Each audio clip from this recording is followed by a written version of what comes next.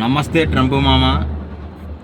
నువ్వు చేసిన ఒక చిన్న తప్పు వల్ల ఎంతమంది ఇబ్బంది పడుతున్నారో తెలుసా? లక్షల కోట్ల మంది ఇబ్బంది పడుతున్నారా. చిన్న పిల్లలు, పసి పిల్లలు, ఒక 5-6 సంవత్సరాల చిన్న పిల్లలు ఆకలితో అన్నం దొరక్క అలమటించిపోతున్నారా స్వామి.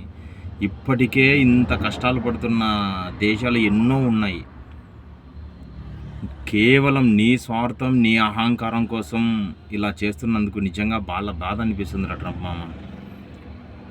ఇరాన్పై యుద్ధం అన్నావు, యుద్ధం చేశావు, మళ్ళీ చర్చలు అన్నావు, చర్చలు విఫలమయ్యాయి అన్నావు, ఇప్పుడు మళ్ళీ యుద్ధం అంటున్నావు.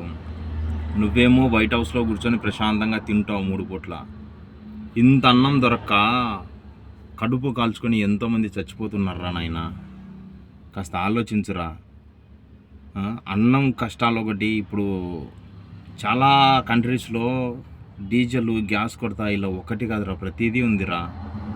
చేతనైతే యుద్ధం చెయ్యి, లేకుంటే అన్నీ మూసుకొని పోయి కూర్చో. ఇది వరకు అమెరికా అంటే చాలామంది భయపడేటోడు, ఇప్పుడు అమెరికా అంటే ఇది అయిపోయింది. ఎందుకురా నాయనా నీ అసమర్థత వల్ల నీ దేశం పరువు తీసుకుంటున్నావు. దయచేసి యుద్ధాన్ని ఆపండిరా స్వామి దేవుడా.